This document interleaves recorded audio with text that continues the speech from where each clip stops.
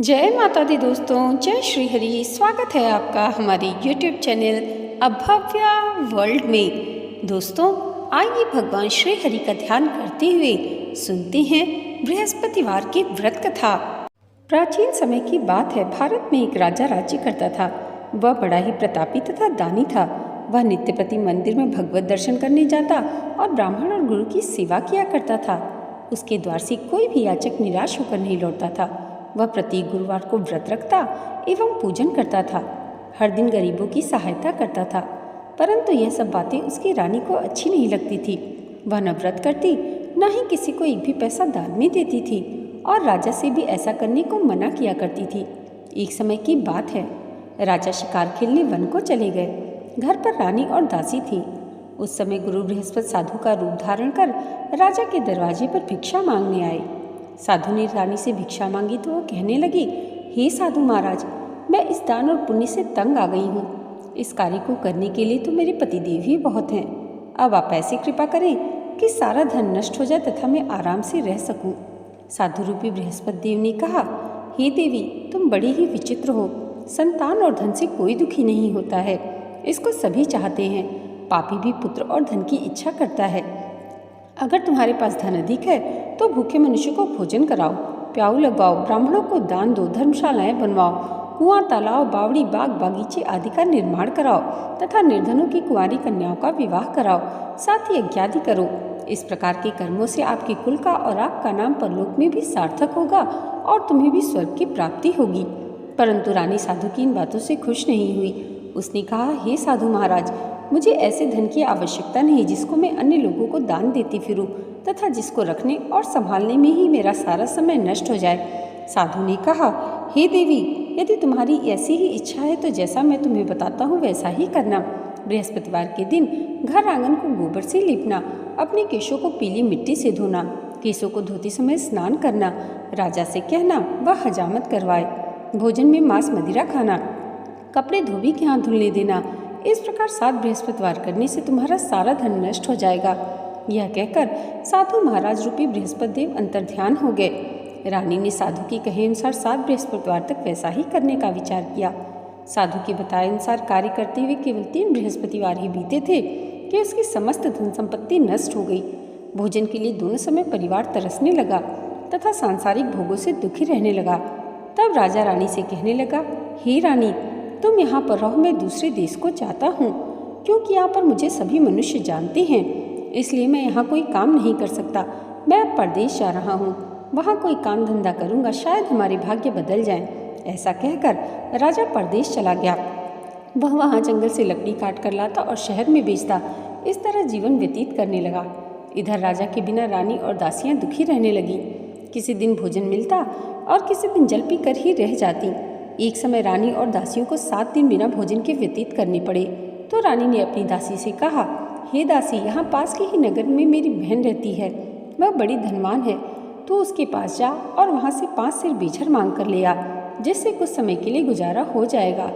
दासी रानी की बहन के पास गई। रानी की बहन उस समय पूजा कर रही थी। बृहस्पतिवार का दिन था।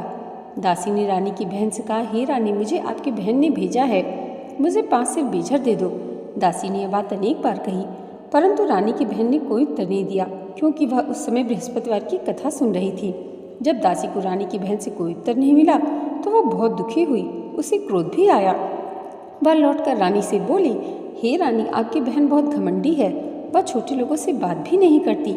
मैंने उससे कहा तो उसने कोई उत्तर नहीं दिया। मैं वापस चली आई। रानी बोली, हे दासी, इसमें उसका कोई दोष नहीं है। जब बुरे दिन आते हैं तब कोई सहारा नहीं देता। अच्छे बुरे का पता विपत्ति में ही लगता है। जो ईश्वर की इच्छा होगी वही होगा। यह सब हमारे भाग्य का दोष है।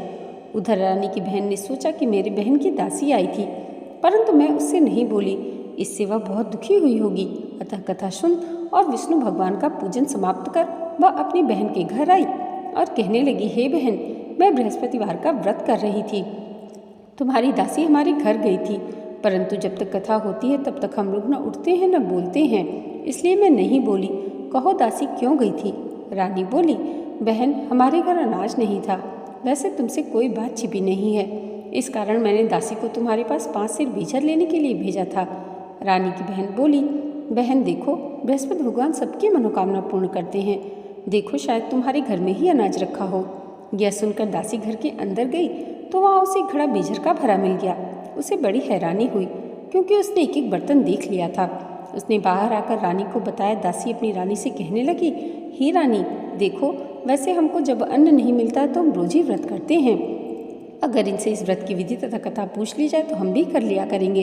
दासी के कहने पर रानी ने अपनी बहन से बृहस्पतिवार व्रत के बारे में पूछा। उसकी बहन ने बताया, हे रानी बहन, बृहस्पतिवार को सूर्योदय से पूर्व उठकर स्नान करके बृहस्पतिवार का व्रत करना चाहिए, लेकिन इस दिन सिर नहीं धोना चाहिए। बृहस्पतिवार के व्रत में चने की दाल और मुनक्कों से विष्णु भगवान का केले के वृक्ष की जड़ से पूजन करें तथा दीपक जलाएं। उस दिन एक ही समय भोजन करें। भोजन पीले खाद्य पदार्थ का करें तथा कथा सुने। इस प्रकार करने से गुरु भगवान प्रसन्न होते हैं, अन्न पुत्र धन देते हैं। इस तरह व्रत और पूजन की विधि बताकर रानी की बहन अपने घर लौट गई। रानी और दासी दोनों ने निश्चय किया कि वे बृहस्पति देव भगवान का पूजन जरूर करेंगी। 7 दिन बाद जब बृहस्पतिवार आया तो उन्होंने व्रत रखा। गुड़साल में जाकर चना और गुड़ बीन लाई तथा उसकी दाल से केले की जड़ से विष्णु भगवान का पूजन किया। अब भोजन कहाँ से आए? दोनों बहुत दुखी हुई, परंतु उन्होंने व्रत किया था, इस कारण बृहस्पति देव भगवान प्रसन्न थे। वे एक साधारण व्यक्ति के रूप में 2 थालों में सुंदर पीला भोजन लेकर आए और दासी को देकर बोले, हे दासी, यह भोजन तुम्हारे और रानी के लिए है, तुम दोनों करना। दासी भोजन पाकर बड़ी प्रसन्न हुई और रानी से बोली, रानी जी भोजन कर लो। रानी को भोजन के आने के बारे में कुछ भी पता नहीं था, इसलिए वह दासी से बोली, जा तू ही भोजन कर, क्योंकि तू हमारी व्यर्थ में हंसी उड़ाती है। दासी बोली, एक व्यक्ति अभी भोजन दे गया है। रानी कहने लगी, वह भोजन तेरे लिए दे गया होगा, तू ही भोजन कर।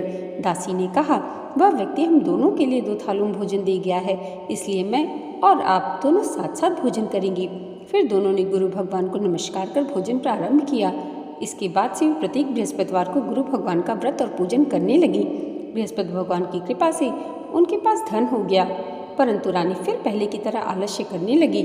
तब दासी बोली, देखो रानी, तुम पहले भी इस प्रकार आलस्य करती थी, तुम्हें धन के रखने में कष्ट होता था, इस कारण सभी धन नष्ट हो गया। अब गुरु भगवान की कृपा से धन मिला है तो तुम्हें फिर आलस्य होता है।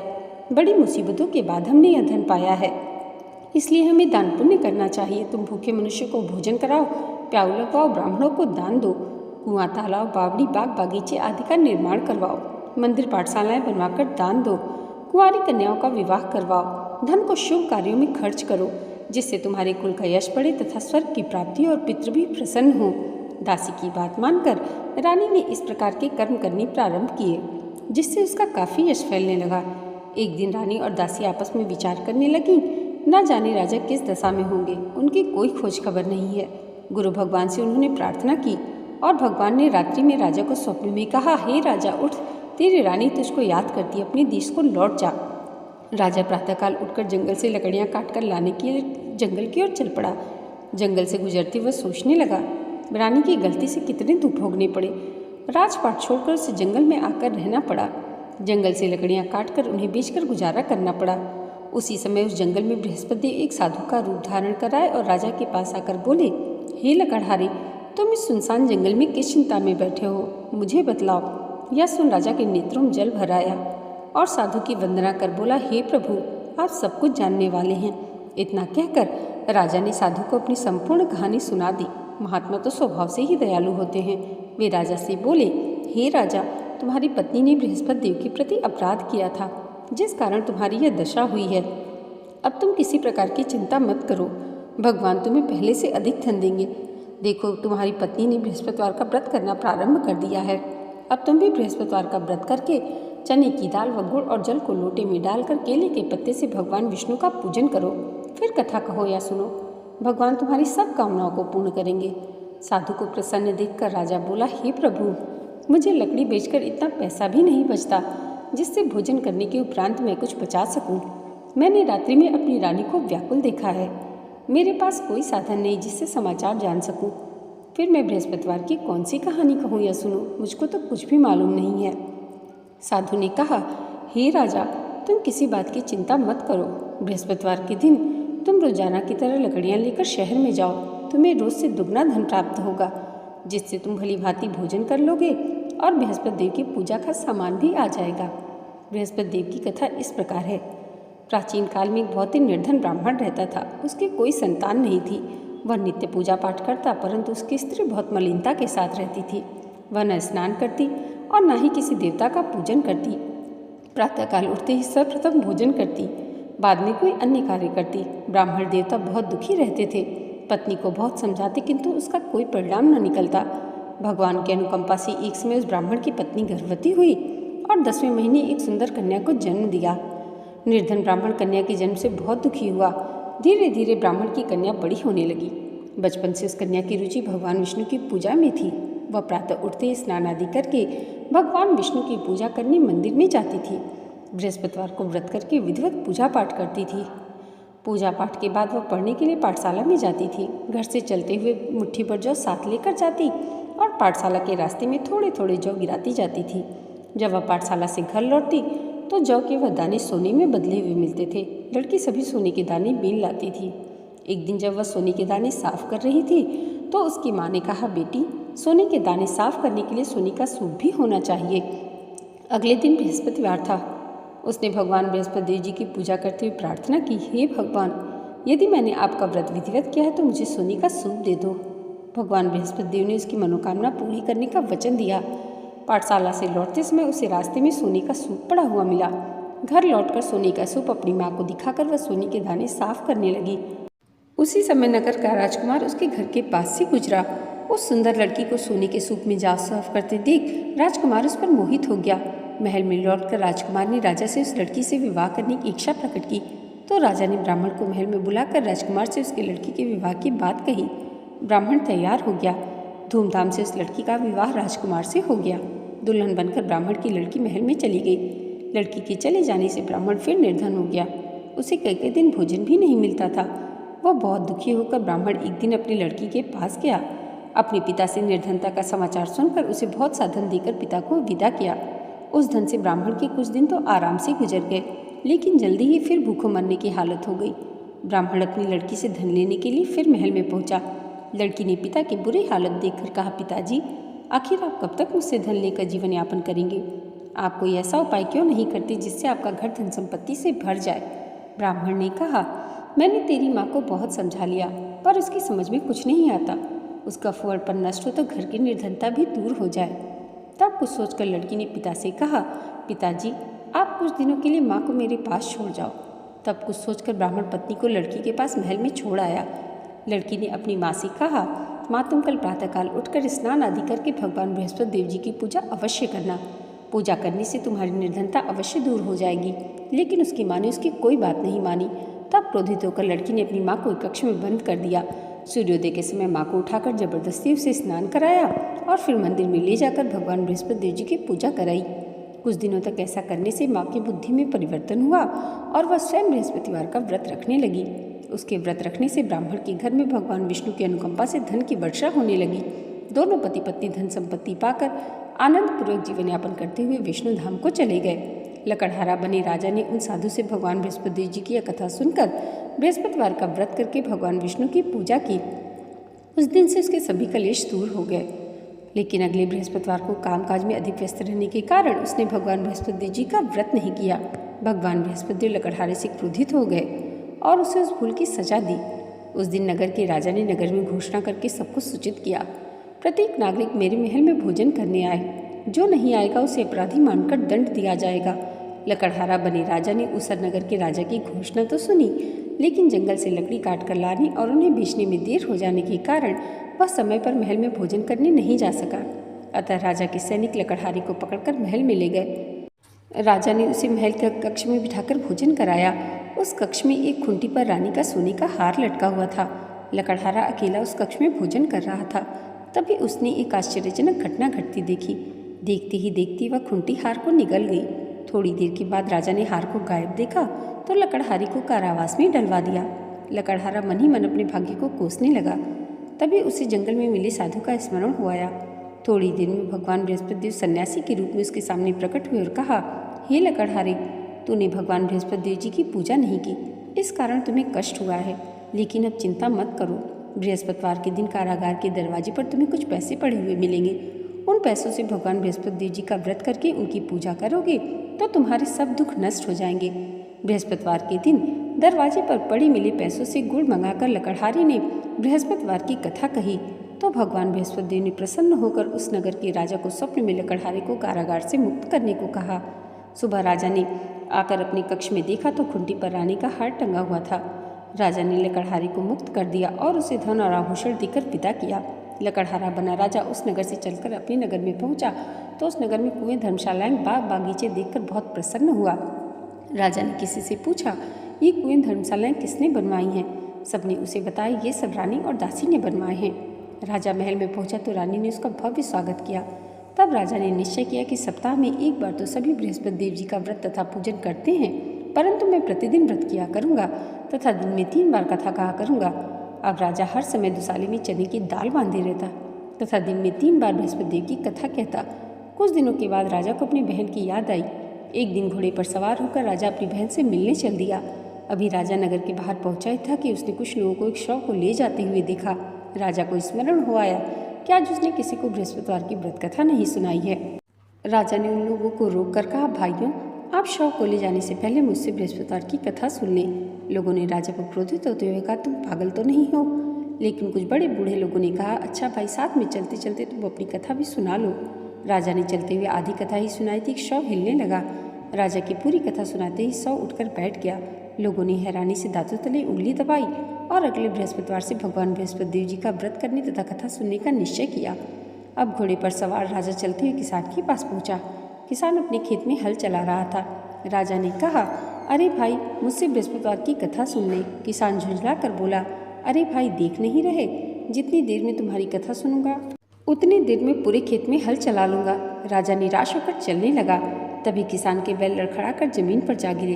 किसान के पेट में जोरों का दर्द होने लगा। उस किसान की पत्नी जब खाना लेकर आई तो उसने किसान से इस बारे में पूछा।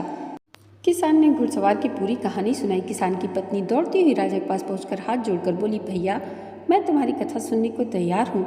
राजा ने उसके साथ खेत पर पहुंचकर बृहस्पतिवार की कथा सुनाई। तभी बैल उठकर खड़े हो गए। किसान के पेट का दर्द तुरंत ठीक हो गया। राजा अपनी बहन के घर पहुंचा तो उसकी बहुत आवभगत हुई।